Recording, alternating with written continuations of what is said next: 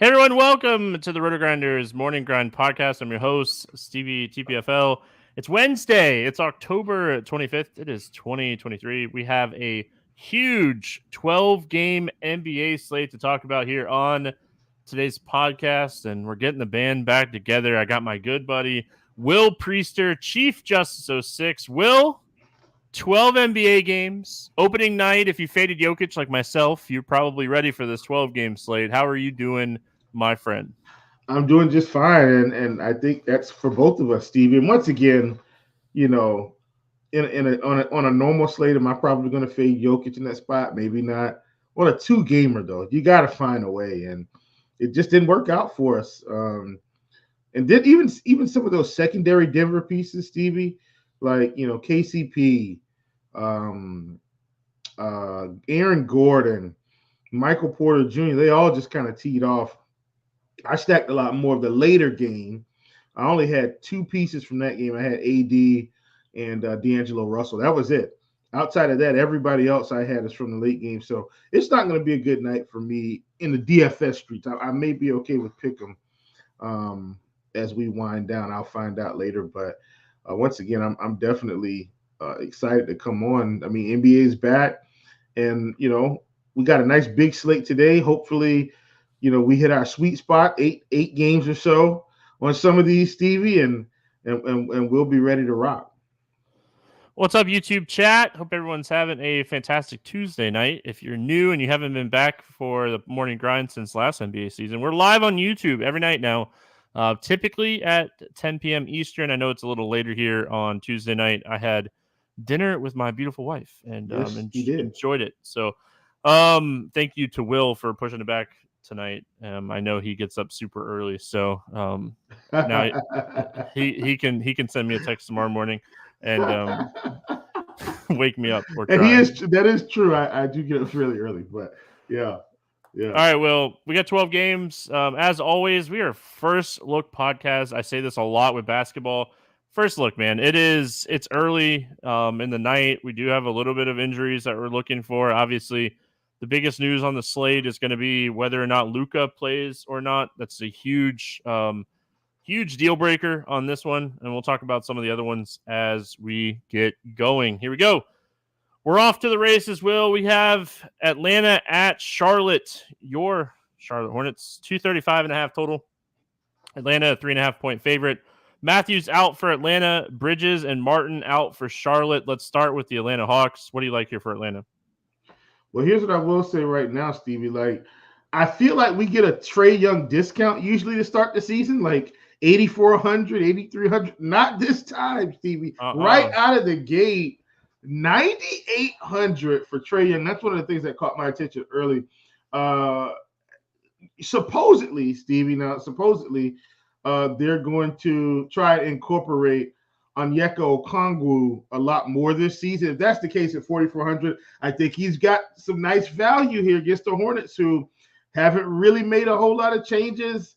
I'm going to start this season out early, banging the drum that these guys will not be rebounding well. I know Nick Williams is there, and excuse me, I said Nick Williams. My goodness, Nick Richards and Mark Williams, and Mark Williams can rebound, but we'll see how this team starts out. I still think we're going to have the same issue. Mark Williams was there last season, but Okongwu from Atlanta is a sneaky target of mine in large field stuff.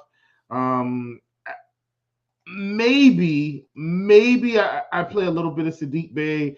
Like, this should be a high-paced game. So I just kind of like this game environment as a whole. Bogdanovich at 5,300. He's probably, if he gets 28 minutes, then he's probably the most stable value on this team. I'd love for him to get close to 30 minutes here. So don't hate Trae Young, don't hate DeJounte, but Okongwu and Bogey are probably going to be two of my favorites. Yeah, I think Okongwu is super interesting if he is going to get that role, because, I mean, he's a guy that averaged over a fantasy point per minute last year. Him and Clint Capella both averaged over a fantasy point per minute. So getting the minutes right in this center situation is going to be huge. I'm with you. I don't think Charlotte, they were the worst team in NBA last season against bigs, and I mean, listen, PJ Williams. Is it PJ Williams? What is? Why can't Mark Williams, Nick Richards, PJ Washington. PJ Washington? Okay, listen, we're gonna be fine. Too many names. I like my off season like NBA report on like who's in and who's out and who's where and which rookies are we actually going to pay attention to, and I got names everywhere. But yeah, I think overall for me on Atlanta, Trae Young, I know he's expensive. Always a large field tournament play. This guy averaged 1.35 fantasy points per minute last season. He's a fantasy minute producer. His usage was 32.5% last year. So fast. I think this game is like a fast-paced game too. I think this game has the potential for a lot of pace, and I think that's another thing that we're looking for in the NBA. And let me say one more thing on this, Steve. I know Big Hurt, they were saying need some FanDuel plays. I did want to mention this, and I won't mention this too many times on the show because we got to move. But to give you an idea of what I think we're expecting from Okongwu, he's 6,200 on FanDuel, and Clint is 6K. And then you go over to DraftKings, and Capella's 6K, and Okongwu's 4,400. Like, I'm just telling you, like, this might be the time to get him this start, because if he goes off this start, he's already 5K. The next start, 5,500, and then you've missed out on your opportunity. So just want to kind of drive that home. And I always have DraftKings up instead of FanDuel, just because FanDuel doesn't always have the slate up the night before. So that's why. Again, it's a first look. We're talking about situations. We're not talking a lot about like value unless we see something jumping off the page to us, just an overall value. But I love the point there about Okongwu on FanDuel over DraftKings.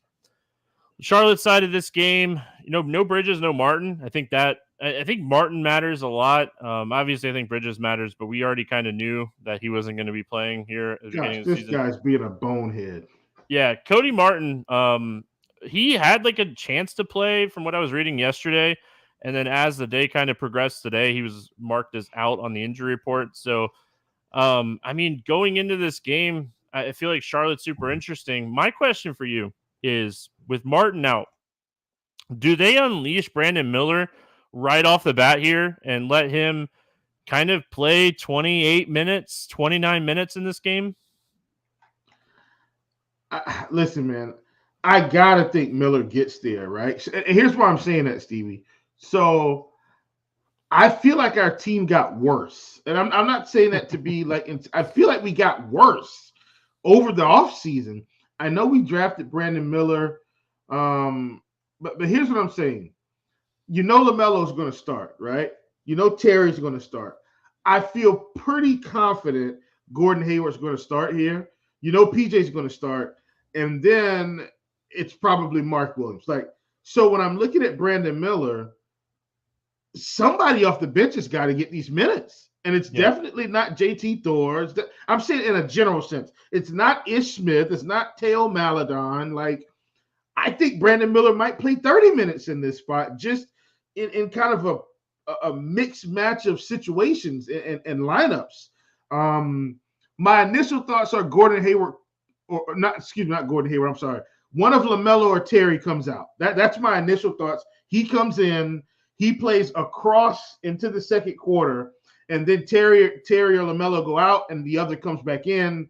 And that's how I think they're going to run this rotation. I think Brandon Miller, I think he plays 28 minutes safely with upside for 32, believe it or not. Yeah, because the good thing about like Brandon Miller, for anybody that doesn't like follow a lot like college basketball wise, like this guy can legitimately play the 2 and the 3. He is very flexible along those lines. I mean, 5,400 on DraftKings, 5,600 on FanDuel. I think he's worth, definitely some tournament shots here. This game, again, I think this game's going to have a lot of pace just in general. So I know it's the first game we're talking about. It's the second highest total on the slate. So, I mean, I think this game's going to have pace. We're going to want targets in this game. Tournament-wise, I always think LaMelo Ball needs to be up towards the top of the list. The guy is a triple-double upside type of player every single slate. So, I mean, definitely want to get some exposure to him. I think a wing does well. Like, wing players against Atlanta has kind of been a thing. So, like, that's why I have interest in Miller. I think Gordon Hayward, if you think he's going to play 28 to 32 minutes in this game, I think he's super interesting. I think he might have to, Steve. Like, that's the thing. Yeah, that's true. With Martin out, it's huge. Yeah. Martin being out is big because that's, I mean, he's a rotational guy. He's a guy that, they will use minutes wise. So it could be a really good spot just overall. We kind of mentioned it, like, Kelly Oubre is gone. That's a big piece. Like you were kind of talking about. Dennis Smith Jr. is gone. They That's brought what I'm in saying. Miles Bridges, but he's out. They brought in Nick Lakina. He's out. So, I mean, the rotation wise, it really kind of sets up for a guy like Miller to instantly get big minutes. So I Yeah. think that's why it's somewhat interesting. And like, I don't think I touch like Maldon or Edmund Sumner on this slate just because it's a 12-game slate. We're not going to need this, guys. I Oh don't think God. so. We're gonna be so bad. Yeah. So bad. Washington at Indiana taking Woo, on buddy. the Pacers. 235 total in this game. Pacers a 7-point favorite. Kuzma is questionable and Davis is questionable. It sounds like Kuzma's going to play. So from the time I wrote this until now, he's not on the injury report. I just checked one more time. So Kuzma's good to go. It all kind of pointed to him being good to go. So let's talk Washington. New look Washington, Will. I think we should start with that. I mean, Gallinari's here now. Jordan Poole is here now. Beal is gone. Goodwin's gone. Porzingis is gone. Monte Morris is gone.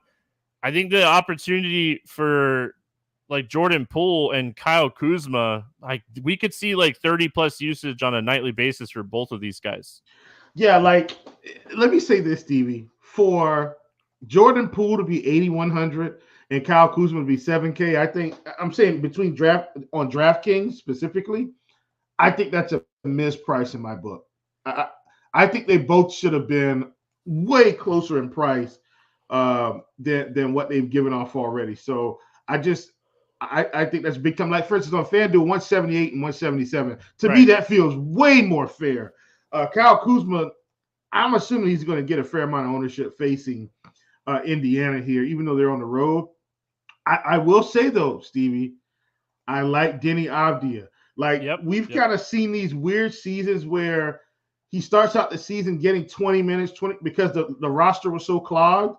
I think this is it now, Stevie. Like Denny Avdia has a spot on this team, I hope.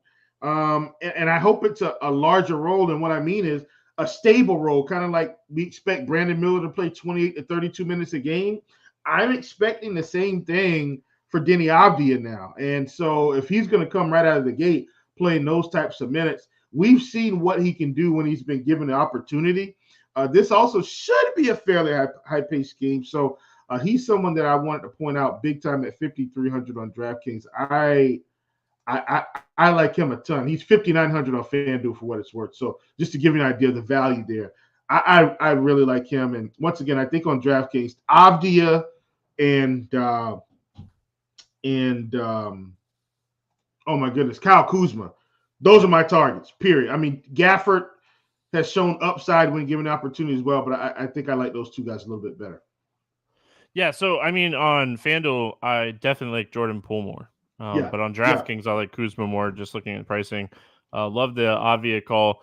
What's interesting, I don't think he starts either, so that could potentially lower his ownership. I think they start Colaby, the rookie, with Kuzma, Gafford, Poole, and Jones. I do too, but I still think he gets 30 minutes. Yeah, because I mean, I really think realistically, like Kuzma could close at the 5. I don't know if they really want Gafford out there closing many games.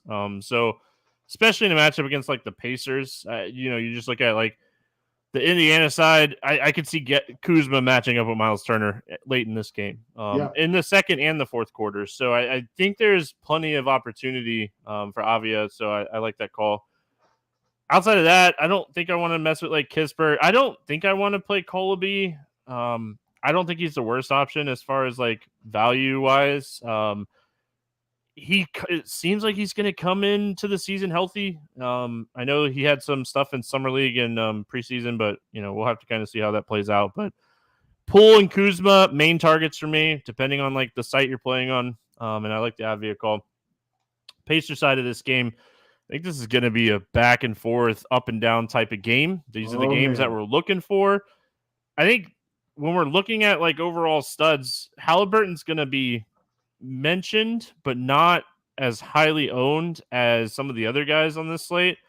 I think he has like the potential, Will, to break the slate. I think this guy, when healthy last year, really showed like his potential. This is a guy that can have a 20-30 game. Like, Yeah. his ceiling is like a 20-30 game.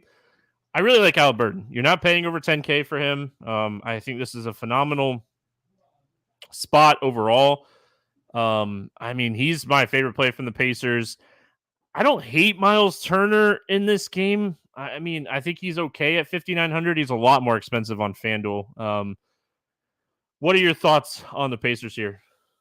So, Stevie, I'm going to start at the bottom of the barrel here with the Pacers and work my way up. And here's my question. How high owned is Obi Toppin going to be at 3K? Oh, yeah. My gosh. He's projected to start at the 4. No, he's going to start. He had a great preseason. Yeah. Stevie, okay. And I know it seems like I'm really excited, and I am, because very, very rarely are we going to get 3K starters to open up the season. And so I guess that's my question, Steve. Like, right out of the gate, how high owned is Obi Toppin going to be at 3K starting against Washington? Like, because if he's getting 30 minutes, he's going to get at least 20 fantasy points, I think, with upside for 25 to 30. And I think that's reasonable, Steve. Like, he could end up with 35 fantasy points in this spot. As an example, there's some spots you fade. There's some spots you just eat the chalk. Yeah. And in basketball, it's so much easier to eat that chalk sometimes. Yeah. I might be on the lock button with Obi Toppin, man. And I didn't, he's 3K. And you just 3K value is way different than any type of value you're going to get in NBA, where you got a guy starting and like he can produce, right? Like, we've seen Obi Toppin, even when he was in New York, when he got the chance, he produced. It's just he didn't get as many opportunities to produce. So anyway, I wanted to start there. I'm going to continue to work my way up. I think Benedict Mathurin is still going to be, a good option for us, even at 5,400. Even if he's coming off the bench, I don't care. Like, he'll have nice usage off the bench. I'm with you on Halliburton. They got Bruce Brown in Indiana now. I'm on the fence with Bruce Brown. I think this is a potential game stack spot, Stevie, because you can get in, especially on DraftKings. Like, I can get in Denny and Kuzma and run it back with, for sure, Toppin, for sure, Mathurin, for sure, Halliburton. Like, I can really build this thing out. So overall, this might be legit my favorite game on the slate, and we're just getting started. But it's so much opportunity here. Might have got a lot wrong on opening night as far as fading Jokic, but man, Nurkic is smashing. I hope this continues. I might actually make money with the Jokic fade if Nurkic keeps doing his thing in the second half of this game. Low owned, absolutely smashing. Let's go. Yeah. All right. I think that's it. I don't have anything else to disagree. Obi Toppin, super chalk. I'm going to play it. Even in a single entry contest, I know he's going to be extremely chalky. Don't care. Basketball, and you kind of talked about like Bruce Brown coming in. Bruce Brown, Obi Toppin were the two guys coming in here. Brissett is gone. Duarte's gone. George Hill is gone. I think eventually. How did Buddy Hield stay on this roster? I don't know, man. How in the world? I think eventually, like, we'll see more and more Walker. I don't know if it happens right at the beginning of the season, but I think we'll see more and more Walker, the rookie they drafted. So. All right, moving on, Will. We got Boston at New York facing the Knicks. This game has a 225.5 total. The Celtics a 3.5 point favorite. No injuries on the injury report for this entire game. Let's go Boston first. New look Boston Celtics. Yeah. They're gonna be so tough to beat, man. Just a really sound basketball team. Drew Holiday now in Boston. Porzingis now in Boston. Brogdon's gone. Gallinari's gone. Smart's gone. Both the Williams are gone. But we're looking at a projected starting lineup of Holiday, Brown, Tatum, Porzingis, and Horford. And Horford, he's not like the sexiest play ever. But like as a real, I was gonna say, man, as a real basketball player, you can't do wrong with Al Horford. Go Gators. Let's talk Boston, Will.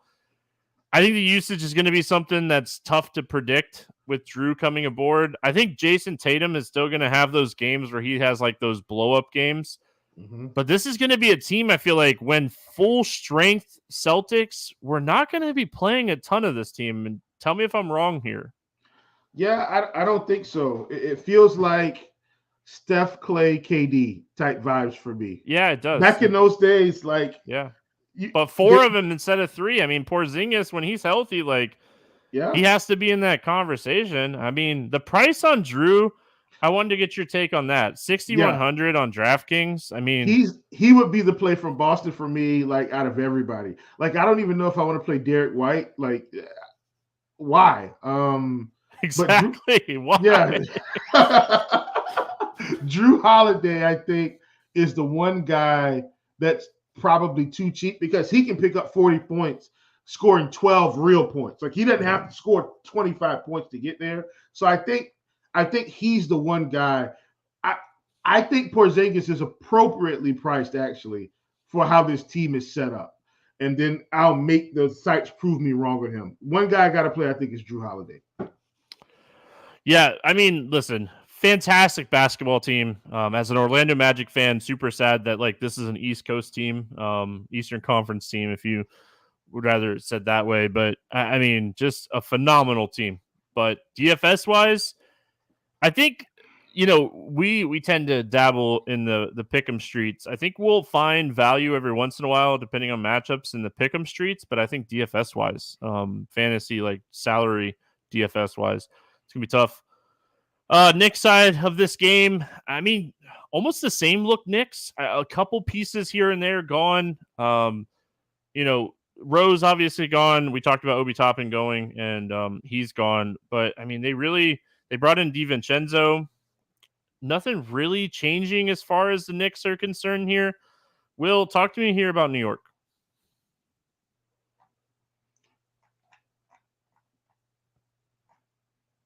Oh, did I lose you? Oh, he's back.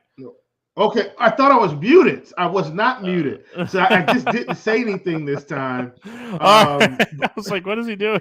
I reverse muted myself without actually doing it. So I was like, wait, where's the mute? Where's the mute? And I'm like, I'm not muted. Okay. With New York, I have some interest in Jalen Brunson right out of the gate at 7,600. Like, this is a guy last season where once he's kind of settled into his role, Stevie, he was an $8,500 player. I feel like we're getting a little discount. We're getting a discount because of Boston. I get it. I'm not thrilled that he's going to see Drew Holiday defense, but I think in large field tournaments, this is a good play today because he's not going to see a lot of ownership. And this is a guy that can put up 50. I'm not saying he's going to today, but it's definitely in the cards. But generally speaking, I think that's about it for me. I don't really want to play anyone else. Like, you can almost convince me to play a little Mitch Rob in this spot. Yeah. But that's because he's 5,200. He does have some upside, but that's probably about it. I don't want to play Randall here. I don't want to play, I don't even want to play RJ, even though he's still there. RJ's just kind of a mid player anyway. Like, his upside is pretty capped unless a lot of guys are out. Yeah, I think Mitch Rob is like the playable guy on DraftKings. I just looked at his FanDuel price. I'm not like overly thrilled about the $6,400 price tag. I think Mitch Rob is like the one guy. I mean, listen, the ceiling is always not always, but the ceiling when you're typically looking at the Knicks is Julius Randle or Jalen Brunson. Quickly has that potential. Mitch Rob was really close to like a fantasy point per minute producer last year. Mitch Rob is just way cheaper than these guys. So not the greatest matchup in the world for Mitch Rob, but we like the price tag. The price tag on DraftKings at 5,200, I think, is an extremely fair price tag. I don't even hate if you're thinking Drew kind of potentially shuts down Brunson a little bit, and you think quickly gets a couple extra shots up at 5,400. He would be like if I'm running like a 150 or maybe even like a 20 entry max build. I think he would potentially make like the player pool and see if it spits out any teams with projections on him. Houston at Orlando, taking on my Magic. 221 total here. Orlando, a 4-point favorite. Eason and Oladipo out for Houston. On the Orlando side, Gary Harris is questionable. Don't know how much Gary Harris is really going to have a role in this offense, just in general. So even if he seems does to be play, booted out of this offense now anyway. Too many young guys. dude, we're young. Let's talk Houston first, though. Kind of a new look Houston team. Will Porter Jr. gone. Hopefully he gets his stuff together. Everything I was reading on him, you just kind of hope the best for those situations. And then just looking at Houston as a whole, we're gonna see like a starting five of like Van Vliet, Green, Brooks, Smith, Sengun, I think would be the starting five here. Jabari Smith, I think at 5,600 is a little interesting in this spot. What are we kind of expecting, I think, from Fred Van Vliet, and what are we kind of expecting from Jalen Green, I think, are the questions entering the season here on the Houston side of the ball. Yeah, I think for me, I feel like Van Vliet, I think he might be a little bit too high priced he's not a huge usage guy. Even like in situations where like Toronto had people missing, he was never like that like massive usage guy. Yeah. I mean, because listen, here's what we do know, I think, Stevie.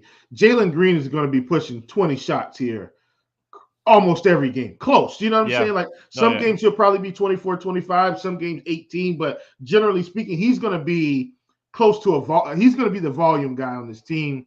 So at 6,200, I don't hate him. This is a guy that can, if he's on, he can put the points in the bucket. I feel like Sengun, Stevie, at 6,700, he's probably like the real upside play because of everything he's going to be able to do now, I think, in his offense. So for me, I think Green and Sengun are kind of the primary plays. I'm not going to play Dylan Brooks. I don't hate Jabari Smith in a general sense, but those two plays on this big slate feel like the right pillars to build around if you want to take some Houston guys. Yeah, I noticed earlier when I pulled up FanDuel and I was looking at stuff, Sengun was like 7,900 on FanDuel and he's 6,700 on DraftKings. Like crazy. Yeah, like Orlando potentially is going to be solid defensively. And I'm not just saying that as a Magic fan. Like Isaac coming back, he's a really good defender. Wendell Carter Jr. is a decent defender. Sengun, like when he got minutes at the end of last season, we saw him get a little stretch of like minutes.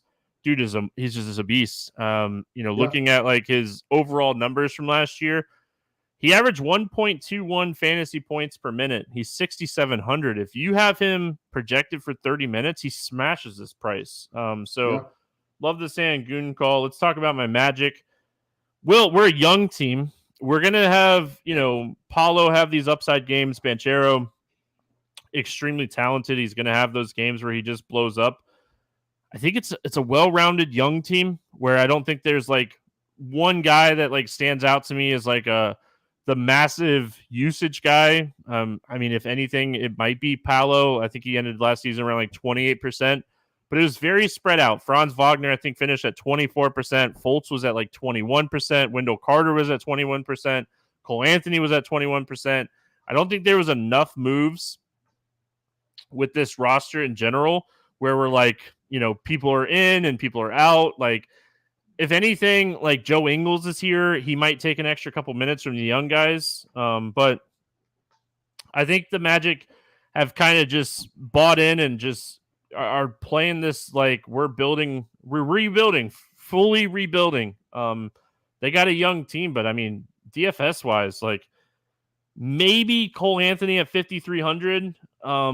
Just pure hoping that he has like one of his upside type games, but I don't have a ton of interest in my Magic here. Yeah, man, that's where I am. Cole Anthony at 53 feels like the play. Now, I will say this, Stevie, when I head over to FanDuel, I'm getting Paolo at 75. I'm very intrigued against Houston. Like, this should be a really, up and down affair. So I'm playing Cole Anthony on both sides, Paolo on FanDuel. That's it. Yeah, I mean, I think that's kind of where I'm at. Like, I do think if it's something to watch for the first like week of the season, because like sites are really slow on pricing anyway, but just watch Jonathan Isaac's minutes. Yeah. If he is going to come back and play big minutes, dude is finally be healthy. Yeah, like he's a defensive, like he's a guy that can get you 4, 5, 6 steals, blocks a game, and then like get assists and rebounds and stuff. So just watch Isaac's minutes the first week and a half of the season. Yeah. Cleveland at Brooklyn, 220 total in this game. Kind of low total. Cleveland a 1-point favorite. All right, real quick. Allen out, Wade doubtful, Garland questionable. Brooklyn side, DSJ upgraded to probable, Whitehead out. Starting with Cleveland, no Allen, Wade doubtful. Tougher game, tough matchup. Get it, but I mean, how do we not have a ton of interest here in Evan Mobley? Yes, just how do we not have a ton of interest in Evan Mobley? I know Yeezy was talking about it in chat. Agree 100%. How do we not have a ton of interest in him in this spot? Like, I get it. I get like the slower paced game, but even at 7,400 on FanDuel, you could play him as power forward on FanDuel as well. Like, I like Mobley a lot in this game. Yeah, and I like him more on DraftKings where he's 6,700. 6,300, excuse me, Stevie. On DraftKings, he's 6,300. This is, this is the play from Cleveland, and I think we can about wrap it up from there. Like, yeah, we could play some of these other guys, like, and I get it. Like, Karis LeVert at 4,900 is probably way too cheap for this spot, Stevie, even though, it's supposedly a tougher game on paper, maybe. I think he's a little bit too cheap. But, give me, for sure, Evan Mobley. Yeah, easy. I mean, I think he's one of the better value plays. Like everyone, he's not 4K. How can he be a value play? I mean, value is not just, He could get you 45, 50 in this spot. Yeah, I mean, just at 6K. I think if Garland sits, we obviously can have more of a conversation, I think, on like Mitchell and see like how Mitchell and LeVert kind of project minutes wise. If Garland sits, LeVert's going to be a lot too. Yeah. So, I mean, watch that situation. They did bring in from Miami Max Strus. So, like, he's a potential guard minute type of guy as well. He's super cheap. And I know, just kind of pay attention to that situation. I think, like, we could potentially see Strus start in this game if the news comes out that Garland's not going to play. So pay attention to this one. This one obviously is huge. I guess Strus could potentially start anyway at the 3 right? Like Cleveland projects to be a little bit smaller, so Strus might start anyway. It'd be interesting to see who they start with them with like Wade out too. Like watch this news. Watch this news, react to projections and minutes here because slower pace game, kind of a defensive type of game, but you overlook it and all this value sitting right there in your face. Yeah, a lot of value. Brooklyn became a lot better defensively at the end of last year when they moved on from some of the players and they brought in some of these younger guys. So they're not like this non-defensive team anymore that we picked on all the beginning of last year. So let's go to that Brooklyn side of things. I mean, I think we're all kind of interested to see like what we're going to get from Simmons. We saw Bridges come over last year and look phenomenal in a Nets jersey. Talk to me here about Brooklyn. Yeah, Steve, I'm honestly very interested in Ben Simmons. At 5,900 in this spot, like if he's going to be full go and we're going to get, let's say, a version of Ben Simmons from 3 years ago where he was very active, could score 8 points, 10 rebounds, 12 assists, that type thing, and get steals and blocks. At 5,900, I think he's worth a shot in this spot here. So I actually really like him on this slate. I've got a ton of interest in him. Mikal Bridges at 7,800. I think that's just okay, Stevie, because for me, I feel like his peripherals may go down with Ben Simmons fully healthy. The scoring may be there, but if he scores 25 points, he's got 2 assists and 2 rebounds. That's not helping me at 7,800. So I'm probably less interested in him and a lot more interested in, a Claxton, in a Cam Johnson, something like that. But Ben Simmons is actually my top target from this team today. I want to get him just in case he has an explosion early. I want to be ahead of the field. read a lot of reports out of preseason for Ben Simmons about him being more aggressive and actively looking for shots, which we didn't see that at all last year. Let's just say it how it is. We didn't see it all last year. Because he is someone, like, if he is putting up, 12, 14 points, like, he's a 7K, 8K player because of what he does on, like, the assist front and the rebound front. So, Steve, if he scores 14, if he averages 14 points a game, he might make the All-Star team. Like, yeah, he might be like 9K. Well, that's what I'm saying, because if he's also probably going to average 7 boards, 7 assists, and just be so involved defensively. Anyway, I know we agree, but I really want to be ahead of the field on him if it comes together for him early. I mean, price-wise, he makes the most sense, too. Like, Bridges, I like Bridges a lot. He doesn't make a ton of sense at 7,800. I think Dinwiddie is a guy that we're going to play a bunch in certain matchups this year, but he doesn't make a ton of sense in this matchup against Cleveland. Cleveland was one of the best defensive teams, and I think they were the top team in defense against guards last season. So, like, it's really hard for me to get Dinwiddie on this slate. So I really think, like, Ben Simmons makes the most sense. I don't mind Claxton, like you said, at his price here in this one. Moving on, we got Detroit at Miami, 219.5 total in this game. Miami a 9-point favorites. On the Detroit side, Bogdanovich is out, Morris is out, Livers is out. On the Miami side, J. Rich is out and Highsmith is out. So a lot of outs, not a lot of question marks. I like a lot of outs instead of a lot of question marks. It makes our job a little bit easier. We'll go to Detroit first. Young team, a lot of talent. They drafted Asar Thompson, who projects to be a really, really solid scorer, and they're going to pair him with Cade Cunningham. Cade Cunningham's 9K. Tough matchup against Miami. Thompson's 5,700. Ivy's 6K. My initial thoughts here is just, like, everyone is kind of priced out for me. What are your thoughts here on Detroit? Yep, not playing a single person from Detroit today, Stevie. We agree 100%. I don't see it, right? Like, that's just especially with Cade at 9K. Like, stop. Not in this matchup. That's a price for, like, Charlotte or Indiana, or not against Miami. Heavens no. I want someone to go back, and I'm not being serious, but someone go back to the first MLB playoff podcast and like clip me saying I would love to see a Diamondbacks Rangers World Series, please. I can't wait for this World Series. Two of the most underrated teams in baseball this year. Diamondbacks Rangers World Series. Let's go. Listen, my Blitz compadre Cardi gotta pour one out for you, brother. Yeah. He basically sent this team to the World Series earlier this season and didn't even know it. It was a rough year for Cardi when it came to both of these teams, that's for sure. Oh man, what a year. What a year.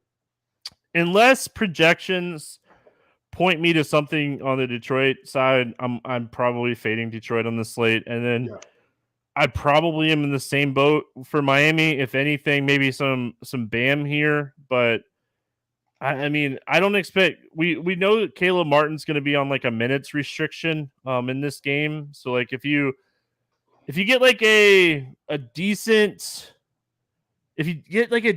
like, Jacquez Jr. like minute projection here, he is minimum salary. Do we expect him to play 20, 25 minutes in this game with Richardson out, with Martin on a minutes restriction? So, like, I think that's one value play that we could potentially take shots on. But, I mean, they do still have, like, Robinson and RJ Hampton. So, like, I don't think it's a lock that Jacquez Jr. plays 30 minutes. I think if he gets 20 to 25 at 3K, he could potentially be a pivot off of Obi Toppin. Or you just play both of them and add more studs to your lineup because, I mean, 3K players are nice. Yeah, for sure. Absolutely. Tyler Hero. I have some interesting Hero. Like, Hero was the hero of the preseason for this team. Jimmy Butler pretty much sat all the games, I think. So Jimmy didn't really play preseason like that. He's feeling emotional, man.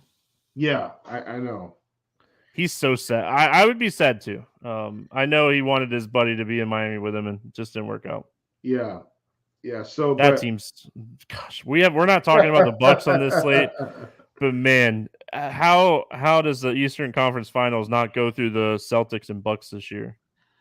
Yeah, I don't know. Like, I don't think anybody else has enough. Like, barring injuries. Let me just say that. Yeah, I mean injuries. Yeah. Yeah, barring injuries. But yeah, I think Hero would be my guy for Miami at 6,300. I think he might have to carry a lot more of the scoring load than I think we anticipate here, Stevie. Like, he might be a 20 to 22 point per game guy this year if things fall his way.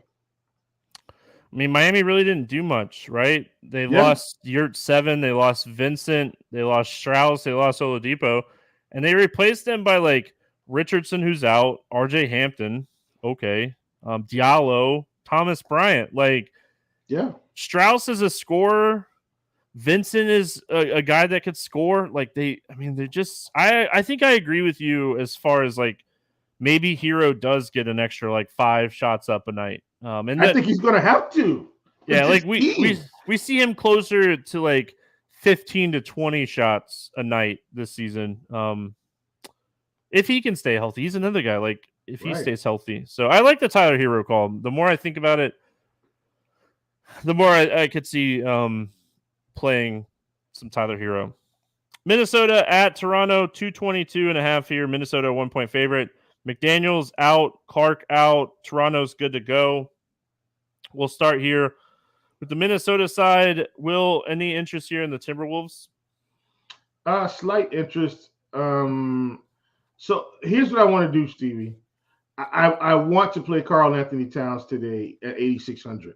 Like, I feel like this might still be too cheap for this team. Like, Anthony Edwards, I don't think the gap in fantasy point production is that huge between him and Anthony Edwards on DraftKings, where Anthony's 96 and he's 86. I feel like that's way too low. We do know that Rudy Gobert's been there, and he was there last year, and Towns was still very productive. So I like him at 8,600, and I don't hate Rudy at 7,100. Like, those are still targets that I think we can get involved in. And then if you go over to FanDuel, you see where Towns is 91, Rudy 75, and then you're getting Anthony Edwards at 93, where the gap's closer. So DraftKings has really weird pricing for these star players on these teams today, where there's a big gap between the two, where the production is going to be about equal. Do you know where I like Anthony Edwards today, Will? In the prop bet and pick'em streets. Oh, yeah. That's where I like Edwards. Spoiler alert for. Please give us 24.5, 23 point. I don't know where it is. I haven't looked. I'll start that like early tomorrow morning. I'll get up and start hammering, but please give us something like low 20s. I'm going to tell you, because we do the morning grind game, and one of the morning grind questions is a pick'em or prop that we like. I'm just going to give you mine now. I'll do it in the game too, but it's Anthony Edwards more than 24.5 points. Yeah. Stevie. Yeah. Right. I'm just telling you guys now. I like that one. coming off a Team USA summer. Like, you know how this happens, right? He comes out of the gate blazing. Oh man, Steve, that's fantastic. Yeah, that's fantastic. Just throwing it out there. Yeah. There you go. For everyone that likes the morning grind game. I mean, you could play Towns on DraftKings at 8,600. I don't hate that. Is he my favorite center play? No. I like the fact that you can play him at forward, though. That opens up a lot, so don't hate that. I still worry about like what this front court looks like with Rudy Gobert getting 15 rebounds a night. Like, how does that hurt Towns' like ceiling? When we saw Towns have those like monster games, he like not only was scoring 30 plus points, he was still getting rebounds and blocks and steals. Like, Rudy Gobert cuts into that. Like, he's going to cut into that. So I just worry about like the overall ceiling. The Toronto side, Toronto's going to need some size here. Do we take some shots on Jakob Poeltl and just hope he stays out of foul trouble against Gobert and Towns and the mix of the two? Like, he's 5,900. He's someone that I wrote down on my sheet as a potential play here. I don't have a ton of interest in this game as a whole, but I feel like Poeltl plays center, Siakam plays the 4 type of game, and if Podol can stay out of foul trouble, I mean, I could see him having like a 10-10-2 type of game. Is that enough at 5,900? We'll see. Yeah, for sure. It could be. Toronto's an interesting team for me this season. I do think Dennis Schroeder at 5,300 is viable in this spot. We just kind of got to see how it goes. I think Scotty Barnes is viable. I think OG Anunoby is viable at these prices. I'm not playing Pascal Siakam at 10K on opening night. Don't we think like Siakam's going to be the usage guy in this? Like he's going to be the alpha, right? Like who? Stevie. Maybe Barnes. Schroeder's not a usage guy. OG's not a usage guy. Like Barnes, Siakam, the usage guy. Jakob Poeltl, like we're talking about this dude scoring like 10 points off of rebounds and stuff. Like the usage has to be. And I'm not saying I'm playing Siakam for what it's worth. I'm just saying like when you're predicting usage and you're predicting like minutes, like Toronto plays their guys into the ground. Usage has to be to Siakam. Maybe they switch Barnes. Coaches. We'll have to see. Oh, I mean, yeah. We'll have to see. Who else are they going to play, though? I mean, have you looked at this bench? It's not good. I mean, they're going to play him. Look, I've seen Dennis Schroeder be ball hog. Dennis Schroeder, he's a little older in his career now. Like he's also coming off. He was playing for. I'm pretty sure he was playing for Germany. If he wasn't, either way, he played over the summer as well. I think my favorite player is Scotty Barnes, like straight up. I think Scotty straight up for me. Siakam just feels too expensive for everything else I can do on this slate with other stars. So I don't think I can do it. But Scotty for sure is like he's in the pool. I mean, we probably should you kind of already did it, but we should at least say Schroeder at 5,300 is someone you could take tournament shots on, because if he does play 30 plus minutes, he is a guy that is close to a little under fantasy points per minute. So maybe you could take some shots on Schroeder just at 5,300. I would play Schroeder before I'd play Gary Trent Jr. Yeah, for sure. Because Schroeder, he can fill up the stat sheet a little bit as well with some assists, and he'll get those 3 to 5 rebounds a night type of stuff. So, overall, I don't have a ton of interest in this game. It's one of my least favorite games on the slate, so it's probably going to go bonkers. You're welcome. Game stack it. Send me Venmo. OKC at I'm joking. Does he start? Easy. Who? Schroeder? Yeah, Schroeder. Schroeder's starting. Yeah, no doubt about it. The projected starters are Schroeder, OG, Barnes, Siakam, Podol. For what it's worth. Yeah. Schroeder didn't go there to sit on the bench this time. He started. Yeah. All right. Thunder, Bulls. We talked about one of my least favorite games. Now we're going to go to one of my favorite games on the slate. Poku's out. Kendrick Williams is out. Jalen Williams is out. And then Lonzo Ball. Man. Out for the season, from everything I've read. He's going to miss the season. Rehabbing. Sounds like he has a positive attitude. He's 25. We think Lonzo is older than he is, I feel like, because of everything, all the media attention, but only 25 years old. If he can get that knee right, I could see Lonzo coming back next year and playing a pivotal role. Let's go Thunder first here. I am really excited for this team as a whole this year. My Magic, they're super young. They have some talent. But Holmgren and Williams and Giddey and SGA, Poku, I guess Poku's playing here. I had originally written him down as out, but it looks like Williams is out though. Williams is for sure out. Yeah, Kendrick's not going to play. All right, Will. Don't forget about Lou Dort. Yeah, young team, gonna have some pace. We saw a lot of usage last year to SGA. Giddey is someone that can fill the stat sheet. What are your thoughts here on the Thunder?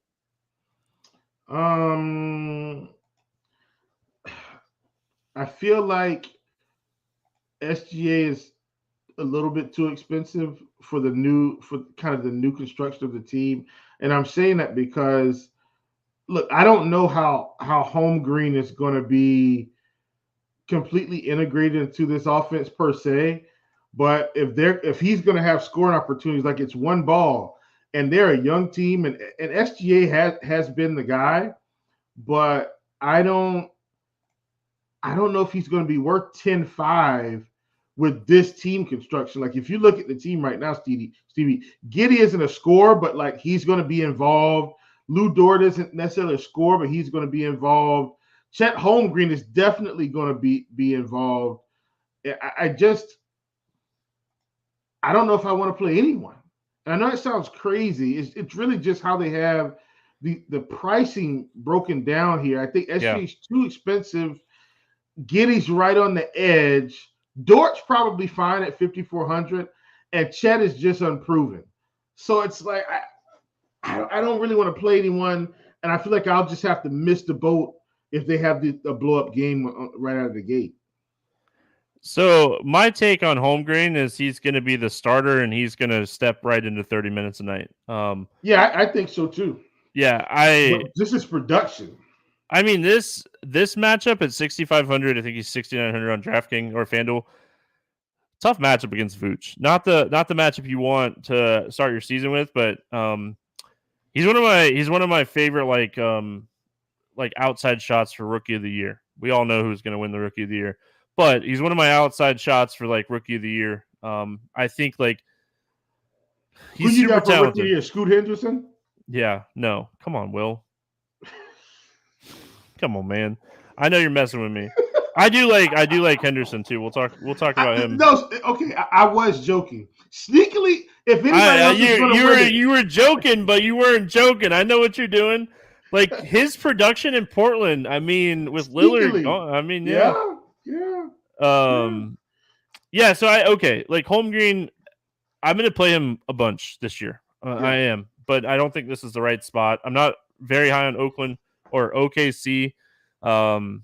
They're an interesting tournament stack. Like this game is an interesting tournament stack. That's why I like this game because if you just ignore pricing in this game, let's talk about the Bulls. Levine 6,800, Vooch 6,900, DeRozan 7,100. DraftKings is enticing us to play. They're enticing us to play these guys. Will like.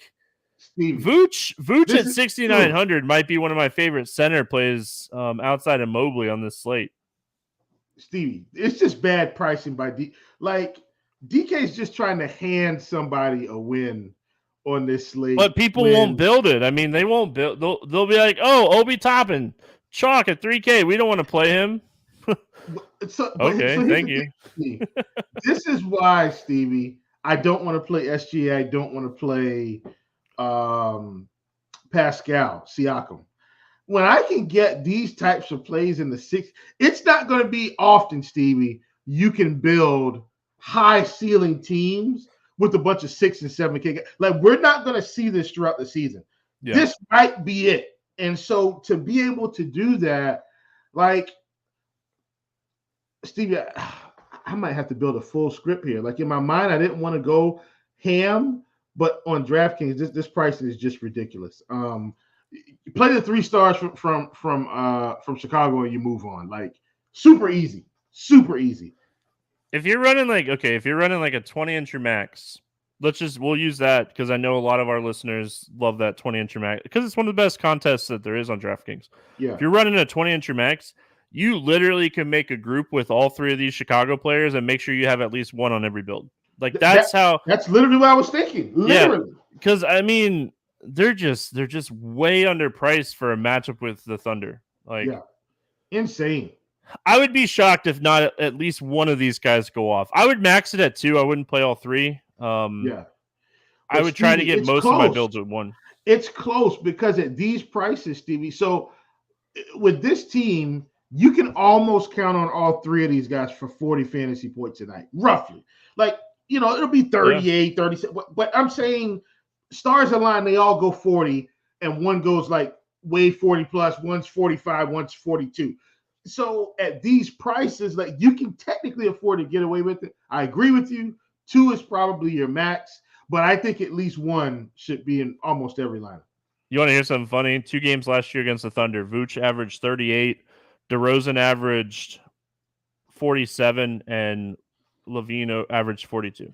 You see what I'm saying? And I didn't look at that. You pulled it up. but that's my point. Yeah, it's Let funny. me answer this from Travis. He says, "Who gets the first Chief Justice lock button of the year for NBA?" That already happened. Yeah. You've missed it, sir. We came in hot. Josh Gillum comes in and says, "Why is Obi Toppin 3K?" Exactly. That's exactly what we were thinking. And Obi Toppin is the first lock button of the year.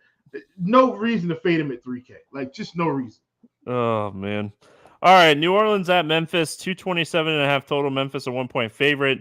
On the New Orleans side, Murphy, Alvarado, Marshall out. Can't read my own handwriting sometimes. On the Memphis side, John Morant, Adams, Clark out. And I think they said Adams is out for the season too, Steve. Yeah, I saw that. Season ending, and just man, that's tough to start the year. Tough. Yeah, well, I mean, especially with like the John Morant stuff. Yeah. Well, he's and Brandon Clark was already out too, so it's like, just Brandon Clark was like a torn Achilles, and Morant was he suspended for the first 25 or? Yep. All right, let's go to New Orleans first. Will, my question is always going to be: is Zion 100%? If Zion is 100%, is 97 enough? I mean, all joking aside, no Steven Adams is huge. No Clark is huge. Defensively, I don't think Tillman and Triple J are going to be like the best defenders inside here. What are your thoughts on? I want you to start with Zion because I'm just generally curious, and then go to the rest on your New Orleans side. But I mean, Zion on FanDuel's 8,700. Like, what are your thoughts here on Zion Williamson? Okay, and Stevie, I'm only reading this, and I'm okay. And really quick, not to interrupt you, but to interrupt you, and I'm sorry. Yeah, I want to know from Will, Chief Justice Fantasy Man, not Chief Justice. I have a bunch of Zion Williams rookie card man, and I want him to go. Okay, I want to know from the DFS mind of Will, Chief Justice. I got my card case right here. Man, Zion, please have a great season so I can somewhat unload some of these. I bought some low last year. You needed to. That was the right play, because if I didn't want to. Yeah. Let me say this. I'm going to read a blurb, Stevie, because I think it's important. And so I do not advocate that you build your research around blurbs on inside the player cards, okay? But I think this is important to support what we're talking about here. This was on October 18th. Zion Williamson recorded 16 points, 6 for 8 field goals, 0 for 1 3-pointers, 4 for 5 free throws, 3 rebounds, 3 assists, 5 steals, and 2 blocks in Tuesday's 104-92 preseason win over the Magic.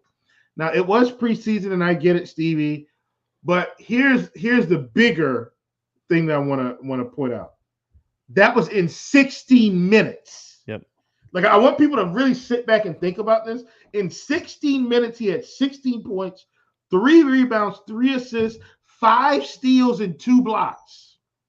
If Zion Williamson stays healthy, he's one of the most explosive, exciting players in the league. And he's a 60-point spot walking almost every night at 9,700. He's under 10K. It's a matchup with a slightly depleted Memphis for now. I don't hate it. I think you play Zion shares here just because. I don't think he plays 30 minutes in this spot, Stevie, for what it's worth. I think he's capped at 28-ish. But I think you get some shares just because. I wouldn't play him in single entry. Let me say that. In tournaments, he's for sure in play. I do one season-long NBA draft still, and it's the RotoGrinders one that we've been doing for a long time with a lot of the old school RG people. I got Zion at pick 45, and if he stays healthy, I am going to rub it in everybody's face all season long in the text chain that we have. That's pick amazing. 45. It's a 16-team league. It's super competitive. I mean, the best of the best, if you think of like RG people over the years, are in this league. So yeah, I can't wait to rub it, and like probably gonna eat crow, and he's gonna get he's going to miss 50 games or something. But listen, I think if Zion plays 60 games this year and it's actually I would not hurt, lock it in. Hurt, give me 60 games at 40 fit that all day. yeah. As long as he doesn't miss the end of the season during the playoffs. Yeah, all right, Will. all right. Keeping it going here. I got sidetracked. That was my fault. Do we have any interest in Ingram or McCollum here? Valanciunas. I think Valanciunas could eat up some rebounds, so maybe like a rebound prop for him in this game more than anything else. I do have slight interest in Ingram, slight interest in McCollum, but I wouldn't play them together because one or the other should have a good game with Zion. I can't tell you which one though. So I think for them, I build a group and I say one or the other, but never both. I was looking to see if they had don't see any sites that have Valanciunas' rebound prop up yet. 10. I think I'm going to take the over on that one. All right. Memphis side of this game, defensively, Zion could give Triple J a tough time. But again, like if Triple J is healthy here, my issue with like Triple J is like we already kind of know that like his minutes are going to be restricted a little bit to start the season. He's 6,600, which is a super fair price tag. I think Tillman plays minutes in this game. That you're going to need him to play minutes in this game. I think like even a guy like David Roddy plays minutes in this game. What are your thoughts here overall on the Memphis side? Marcus Smart at 5,800. I've got slight interest, Stevie. Like I think overlooked that. Yeah. I think with no Ja Morant, like Bane's still going to get his shots, but Morant still got plenty of Yeah. So I like him a ton. Triple J is 6,600. I think that's a really fair price coming out of the gate. I think this is an interesting little mini stack spot, Stevie, where you can kind of get Triple J and Smart, and then maybe get Zion on the other side, or get one of McCollum or Ingram on the other side. I don't want to full stack this game, but I definitely think like Triple J is underpriced, and so is Marcus Smart. I think for the role he's going to have on his team while Ja Morant's out for that suspension. So I like those plays quite a bit. All right, moving on here. We got Sacramento at Utah. 237.5 here. Sacramento, a 1.5 point favorite. Duarte is questionable. Lyles is out, and Utah is good to go. Go to the Kings here first. Will, any thoughts here on Sacramento?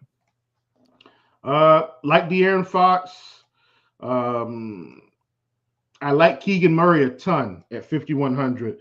Another year with this team, another year in the offense. He should be ready to go. And I like Kevin Huerter. And if we think Malik Monk is still going to have that explosion off the bench, Stevie, I don't even mind playing him right out of the gate at 5K. He could go very overlooked on this slate because of all the other value, when essentially he's got 30-point upside night to night because of the role he has off the bench. So at 5K, I like him quite a bit. Utah side. I think the Utah side is super interesting here. Like I think like Marketing is maybe a little too pricey for me. The guy that I really have a ton of interest in here is Walker Kessler. I think like we've talked a lot about like big men being underpriced on this slate. Like, I mean, this guy projects to be like the starter, and I think like 27 plus minutes in this spot doesn't sound crazy. 5,600 against Sacramento. I think people are talking way too much about like how John Collins can make a difference here on Olynyk. Like, I think Kessler is the guy, and I like the price. Yeah, for sure. I agree with that 100%. I hope they give us some Colin Sexton plays as well, Stevie, because he's another guy off the bench. And I'm going to read this blurb because this is important, because he did this all last year when he was healthy. Sexton, 24 points in 25 minutes in the preseason off the bench. And that's what he does, Steve. He comes in, he scores buckets. I view him in the same category as I view Malik Monk. And so this type of play here, I think on this type of slate, where we might not need it, but in the event we want to get one of those big spins at 10K or Zion at 9,700, I think this is another play that we can incorporate. All right. I like the Sexton call. I don't mind that. There's no sites have props up on him yet either. Dallas at San Antonio, 230 total here. Dallas a 4-point favorite. Huge news. This is the news we're waiting on. It's one of the late games. Luka questionable. Huge news. Powell is questionable as well. Obviously, doesn't matter as much. Hardy is questionable, which could be huge if Luka sits. On the San Antonio side, Collins is questionable and Graham is out, and he is suspended, so he'll be out for a little while. Dallas first here. I mean, no Luka. Kyrie's one of the top plays on the slate. If Luka plays, I don't have any interest in Kyrie. You could definitely take shots on Luka. If Powell sits, we could see Derek Lively right off the bat here play really solid minutes for Dallas, the rookie. What are your thoughts on Dallas? Yeah, I think I'm in the same boat as you. If Luka's in, my expectations of this team are really tempered from a DFS perspective because Luka and Kyrie are going to soak up a lot of their opportunities. If Luka's out, then, I mean, I think Lively is in play. I think Kyrie's in play.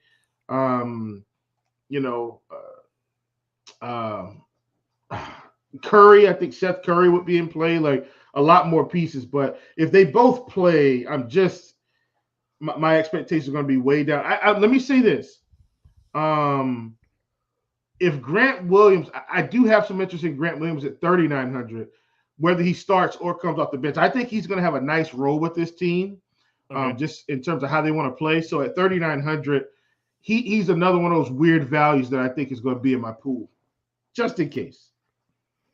Luka and Kyrie played 443 minutes together last season. Luka had a 34% usage. Kyrie had a 26.75 usage rate. Luka averaged 1.47 fantasy points per minute, and Kyrie averaged 1.16. Difference-wise, it didn't change a lot for Kyrie, and it went down a little bit for Luka on his overall numbers. So, I mean, just something to note. Love Court IQ. If you haven't used that tool, it looks really good. We've changed a lot with Court IQ. Really easy to use, and it looks fantastic. Love the new look for Court IQ. Yep, I was looking at it earlier today. Yeah, team's doing a fantastic job with tools here. San Antonio, hey, they have a new guy on their team. I'm just so curious what you think on his price here. 7,700 for Wembanyama on FanDuel, 8,500 on DraftKings. They're like, we're not getting stumped by this guy on opening night. Yeah, he's gonna have to prove it to me on DraftKings for what it's worth. I don't think I'm playing anyone from the Spurs right out of the gate, Stevie. Like I don't think I'm gonna do it. If Victor comes out, he gets 10 blocks and 10 points and 10 assists and 10 rebounds. Okay, great. I live with it. But at 8,500. I do want to see him. He played well in the preseason, Stevie. He did. I want to see it in real action, and they're not giving me any incentive to play him on DraftKings at 85. FanDuel, I think he's close, but DraftKings, I'm not going to touch him. My question that I'm just somewhat curious about, if Collins sits, like in the scenario that Collins sits, do we see like, because of like Dallas's potential starting five, do we see Wembanyama play the 5? And in that scenario, does Jeremy Shokan start at 4,700? Because I assume like Jones, Vassell, Johnson start. It's just whether or not, like, if Collins plays, is it Sokan that starts in that like role or not? I don't know, man. I'm really interested in him at 4,700 because like he is someone that can fill the stat sheet up when given the opportunity. Oh yeah, absolutely. Yeah, I like that call. And like, okay, and someone in chat say I can listen to Stevie say these names forever. But they said like blocks and rebounds for Victor on FanDuel, a nice bump. That's true, and he's cheaper on FanDuel. Like he's much more in play at 7,700 on FanDuel than 85 on DraftKings. Yeah, absolutely. All right, last game. Portland at LA taking on the Clippers. 12-game slate. Thank you for bearing with us. I try to keep these under an hour. There was never going to happen tonight. 228 total. The Clippers are 9-point favorites. New look Portland team, Will. Very new look Portland team. I mean, my best guess that I wrote down is Henderson, Simmons, Sharp, Grant, Ayton as the starting five. It'd be interesting to see. Or is it out yet? Let me look real quick. You think they're going to bring Brogdon off the bench? I mean, do. I guess he did it in Boston, so they're probably just going to keep that rolling. They have their starting lineup already out. It is Henderson, Simmons, Tybal, Grant, Ayton. I was really close when I was projecting it. I think Sharp eventually starts over Tybal. I mean, at this point, if you're Portland, let the young guys play. What are your thoughts here on Portland, just in general? Gosh, man. Scoot's too cheap. Yeah, exactly. He's 5,800. And this is my issue with DraftKings. Wemby is 85. Scoot is 58. That makes no sense. Yeah. We're going to see Scoot. Like I feel like Scoot has the green light in a sense. Like let's go ahead and get your development going. We don't need you to be Damian Lillard. We need you to be Scoot Henderson. Who's going to shoot? But that's what I'm saying. It's going to be him. Yeah. Look. Let me say this. Simons is going to get his shots. Don't worry. Like he's going to get his 15 to 16 shots. But I think Scoot Henderson is absolutely right there. They picked up Ayton. I suspect Ayton will get 12 to 13 shots a game. He's 6,400. I don't hate that price for him. But Jeremy Grant's still there. I like Jeremy Grant a lot in this spot. Yeah, he should get his. I think Jeremy Grant will be another guy that takes 10 to 12 shots. But I do still think Scoot Henderson, between him and Simons, that's where most of the shot taking is going to come from, in my opinion. Yeah, I think the second unit is actually really solid on this team. They have Brogdon, Sharp, and Williams on the bench. It's gonna be a really solid second unit. Clippers side of this game, I mean, we're entering the season healthy Westbrook, healthy Paul George, healthy Kawhi. I mean, you obviously are worried a little bit about where the usage is going to lie when all three of these guys are on the floor together. What are your thoughts here on the Clippers? I don't hate Westbrook at 6,500 if if he's going to get normal starters minutes. Like his score is never going to be the same, Stevie. Like 30 point Westbrook games are gone, but 12 to 14 point Westbrook games with 7-8 rebounds and 7-8 assists are probably his lane now, and that's still very good. I think for where we're going to see this price is at 6,500. I don't hate Westbrook. I don't hate Paul George at 95, and I don't hate Kawhi at 92, but I wouldn't play them together. One of them's probably going to be in the upper 40s, and one will not. And I can't tell you which one that's going to be right out of the gate. Gun to my head, I'd say Paul George, but I've been playing Paul George for years now since he was in Indiana, and so. But yeah, generally speaking, I think Westbrook is my favorite play on this team. My question is, do we think, and this is more of like a props type of question than it is like a DFS question. I think there's better values today.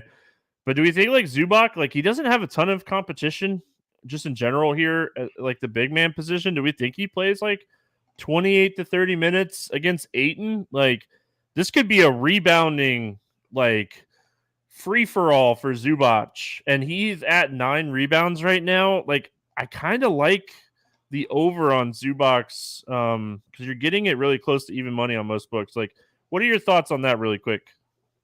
My thoughts are I don't trust Tyronn Lue. Like Zubac. Yeah, but who else are they going to play? Plumlee. Like I know that sounds crazy, but some games Zubac played 30, other games he played 18, and it was just like I can't do it with Coach Lue. It's like he's all over the place. And I hear you. No, I was just looking. I like looking at props as we're going, and I saw like that one. That one just kind of stood out to me. Like you're getting it at 8.5 some places. Stevie, if you told me right now Zubac got 30 minutes, I'd be hammering you over. I think even in like 25 minutes against Ayton, it might be enough. I don't know. It's worth it. I think it close to even money. Like I think that's worth it for sure. Yeah. He's on some books like he's 9.5, and then some books he's 8.5. The 8.5, he's like 140 on most books. Okay. Prize Picks has him at 9. I think Yeah. that's a really close number. It's just all about minutes, like, and I hate playing like risky with Pick'em. I like sure things. So, Yeah. all right, let's play the morning grind game. We'll get out of here. Thanks everyone for hanging out with us. Again, if you're listening, subscribe to our YouTube page. Help us out. Morning Grind, RotoGrinders Morning Grind YouTube. It's separate than the regular RotoGrinders YouTube page. All right, well, using DraftKings pricing, favorite play under 5K to go 7X. If you say Obi Toppin, I will mute you for the rest of the show. Karis LeVert. All right, there you go. Like we don't have. I'm just saying we don't have to tell people to play Obi Toppin. Oh boy! I honestly thought you were going to take mine, and I'm glad you didn't. But give me a Kongwu, from Atlanta. Over 8K to go under 5X. Who's your bust today? There are some options. Who do you got? Give me Pascal Siakam. Oh, I like it. I'm gonna go Sabonis. I like Sabonis as a whole. I don't like Sabonis at 10-3. Like the ultimate call would have been Wemby if I would have went Wemby. That was the ultimate call. Oh, you should have. All right. He can do it though. That's my he can actually get that 6X. He can do it on defensive alone. Yeah. All right. Favorite 6X play today. Who do you got? I got a couple here. I did write them down. I'm going Evan Mobley at 63. You took mine. I can't, bro. He's really probably, Stevie, the best value on the slate, really. Even though he's 6,300, he's got to be. Oh, you took my guy. I like your Ben Simmons call. I think I'm gonna go with my boy. I think I'm gonna go with my boy Scoot, man. I like it. I like Scoot Henderson a lot. I hate rookies this early in the year, but I think like his usage potential is phenomenal. I know it's a tougher matchup, but yeah, I'm gonna go Scoot. I was looking to see what they don't have like point props up for him yet. I'm so excited to see what it is. All right. Question 4. Let's get weird GPP play of the day. Who do you got? I don't know if this is weird or not. I was writing all my stuff down today. Give me Triple J at 6,600. Oh, I love that one. I hope he's low owned. I don't think he'll be chalky because I think people like myself. I mean, I'm worried a little bit about like the minutes. But I like that play a lot. This one's not like a weird GPP play. This is like thinking in this price range. I don't think this guy is going to be that popular on DraftKings. Give me Therese Halliburton. He's 9,100. I just hope the price keeps the ownership down. Like this range is really interesting. I like Halliburton a lot in this matchup here. And you could pair him with Obi Toppin. Like I have no issues playing those two guys together. I think Obi Toppin's too cheap. All right, Will, final question. Prop or pick 'em play that you like here. Who do you got? I think, Stevie, I'm going to go with what always brings me home, man. Give me Clint Capella over 10.5 rebounds against the Charlotte Hornets. Capella more than 10 rebounds. I already told you guys mine. I have another one. I'm going to go Valanciunas more than 10 rebounds. We're going to make a little 3-pick play here with Capella, Valanciunas, and Anthony Edwards. Anthony Edwards more than 24.5 points. Yeah, I'm gonna go write that up on Scores and Odds now. You guys got it here free. Will, any final thoughts before we get out of here? Negative, man. I appreciate it, and I had a great time on this show. I know this is probably about as long as we typically go, but I had so much fun. Oh, yeah. I mean, no one is going to complain about an NBA opening night podcast. Appreciate everyone for hanging out with us. Thanks for hanging out over there in the YouTube chat. I'm really excited for YouTube chat for NBA because I feel like it's going to be a lot of people making fun of me for the way that I pronounce names, and it's going to be a lot of banter. So appreciate everyone hanging out. Hope you have a fantastic Wednesday. Back Thursday with the football podcast because it's only a 2-game NBA slate. Back Friday with NBA. Have a great one. We'll see you again tomorrow.